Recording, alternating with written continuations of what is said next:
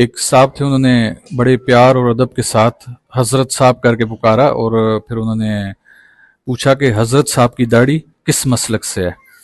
تو میں بڑا حیران و پریشان ہوا کہ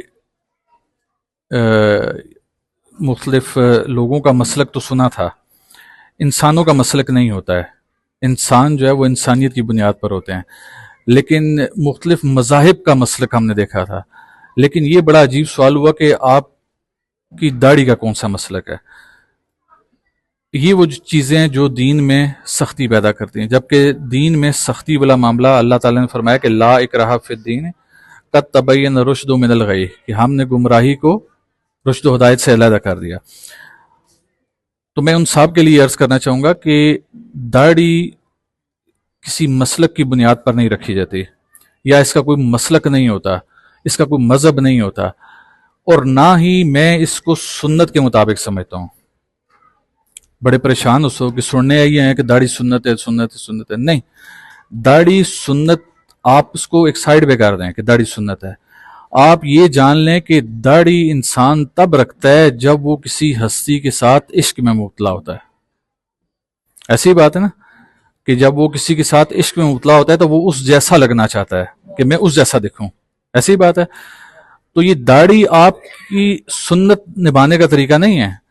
میں یہ سمجھتا ہوں کہ داڑھی یہ عشق کی انتہا کا نام ہے، کہ جب آپ کو حضور نبی کریم صلی اللہ علیہ وآلہ وسلم کی ذات اقدس کے ساتھ اس قدر عشق ہو جائے کہ آپ کہیں کہ میں ان جیسا ہی دکھوں، تو تب آپ داڑھی رکھتے ہیں۔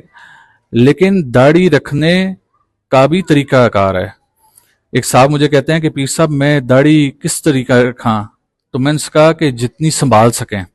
تو انہوں نے اپنی مٹھ میں پکڑی، ہاتھ میں پکڑ کے کہتے ہیں پیر صاحب اتنی میں سنبھال لینا۔ میں کہا ظالم، اتنی رکھنا مقصد نہیں کہ لمبی رکھ یا چھوٹی رکھ۔ میں کہا داڑھی نو سنبھالنا مقصد ہے انہیں کہ جب داڑھی چہرے پہ سجا لی تو کوئی بھی غلط کام کرتے وقت یہ سوچ لو کہ جب تم غلط کام کرو گے تو تم ریپرزینٹ حضور نبی کریم صلی اللہ علیہ وآلہ وسلم کی سنت کو کر رہے ہو۔ تو اگلا اور کوئی بات نہیں کہے گا، کہے گا اے تو کوئی اس داڑھی بھی رکھی پھر بھی چوری تو باز نہیں آیا۔ وہ کہے گا اس داڑھی رکھی پھر بھی گراں فروشی تو باز نہیں آیا، تولے جس کمی بیشی نہیں چھوڑی۔ تو اگر آپ نے داڑھی رکھ کر کمی بیشی پھر بھی رکھ کرنی ہے تو پھر جان لیں کہ آپ کی داڑھی پھر اسلامی کسی مسلک کو بھی ریپرزینٹ نہیں کرتی۔ پھر آپ کی داڑھی کا تعلق یہود و نصارہ کے ساتھ بھی ہو سکتا ہے، کسی اور تہذیب و تمدن کے ساتھ بھی ہو سکتا ہے۔ اور یہود و نصارہ میں بھی آپ جائیں نا تو وہاں کے جو پارسا لوگ ہیں، جو اچھے لوگ ہیں، جو اپنے دین کو فالو کرتے ہیں، اپنے نبی کو فالو کرتے ہیں، تو جب وہ بھی داڑھی رکھتے ہیں تو پھر اس داڑھی کا حیا کرتے ہیں۔ تو لہٰذا دین مسلک کو ریپرزینٹ نہیں کرتی، دین مذہب کو ریپرزینٹ ضرور کرتی ہے۔ کہ جب آپ کہتے ہیں کہ میں اسلام سے میرا تعلق ہے، آپ داڑھی رکھتے ہیں، لیکن اس کے بھی جو میں نے کرائیٹیریا آپ سامنے ڈیفائن کیا اس کرائیٹیریا کے مطابق ہوگا۔ وہ کہتے ہیں نا کہ جب محشر کا میدان سجے گا نا تو اللہ کے ارد گرد بہت سے داڑھیوں والے ہوں گے، بہت سے لوگ عبادات لیے بیٹھے ہوں گے، بہت سے لوگ اور قسم کے معاملات لیے بیٹھے ہوں گے۔ تو ایسے میں اگر اللہ نے نیتیں تولنے کا حکم دے دیا تو پھر کیا کرو گے؟ پتہ چلے داڑیاں لے ساری پچھلی لائن کھلتے جنہ داڑھی نہیں رکھی ہوگے آگے۔ تو لہٰذا داڑھی کسی مسلک کو ریپرزینٹ نہیں کرتی، یہ نہ ہی کسی مذہب کو ریپرزینٹ کرتی ہے۔